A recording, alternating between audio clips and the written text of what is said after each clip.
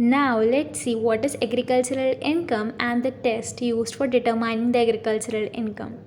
Agricultural income is the income derived from the land which is used for agricultural activities and the land that is situated in India. Then it is treated as agricultural income. For any income to be considered as an agricultural income, the following three conditions have to be satisfied. Rent and revenue should be derived from that land, and the land should be situated in India, and the land must have been used for agricultural purposes only. अगर किसी person की income किसी agricultural land से आती है जो India में situated है और सिर्फ एग्रीकल्चरल पर्पसेस के लिए ही यूज़ होती है तो उस इनकम को एग्रीकल्चरल इनकम कहा जाता है. फॉर एग्जांपल कोई फार्मर अपनी खेती की ज़मीन से वीट उगाता है और बेचता है, ये एग्रीकल्चरल इनकम है. या फिर किसी लैंड लॉट को अपनी खेती की ज़मीन का रेंट मिलता है या फिर उसने कोई ज़मीन रेंट पे दी है तो ये भी एग्रीकल्चरल इनकम है. According to section 10(1) of income tax act 1961, agricultural income is fully exempted. जैसे कि हमने देखा था सेक्शन 10(1) के कुछ इनकम्स एग्जेम्प्टेड थे, मतलब no tax on these incomes. This is because agricultural income comes under the subject of state government, hence central government cannot levy tax on it.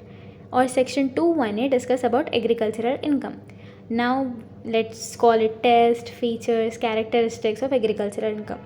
An income to be treated as an agricultural income must have the following three test features or characteristics.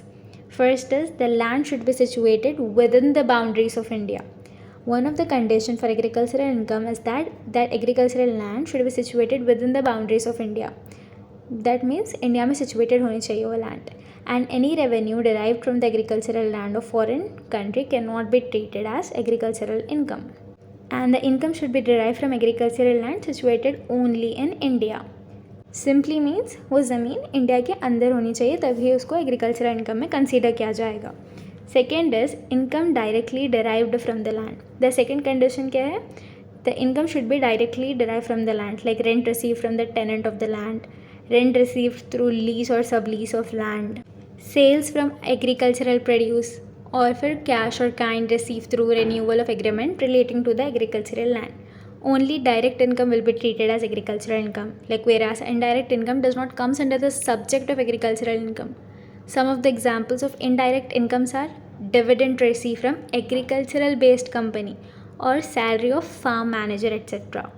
Which means indirect income agricultural income नहीं होती. जैसे कि agricultural company से dividends मिल रहे हैं या farm manager को salary दी जा रही है, ये सब नहीं.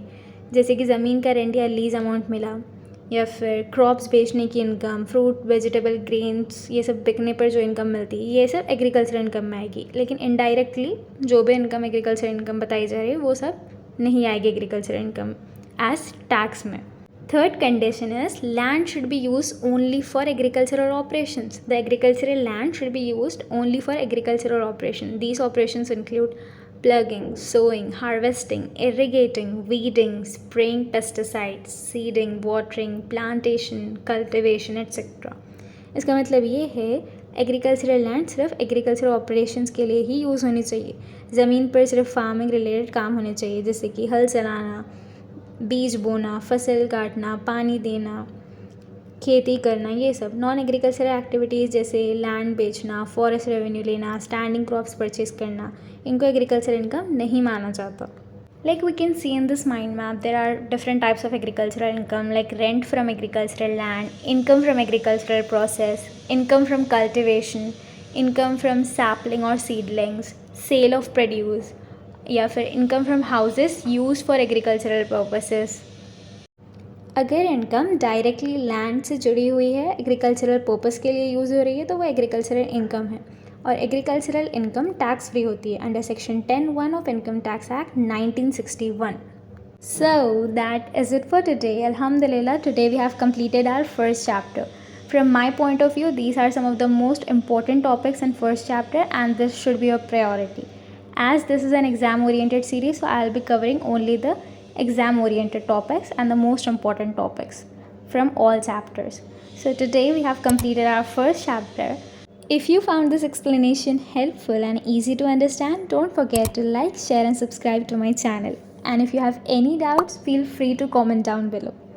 Until then, bye bye. See you in the next chapter, inshallah.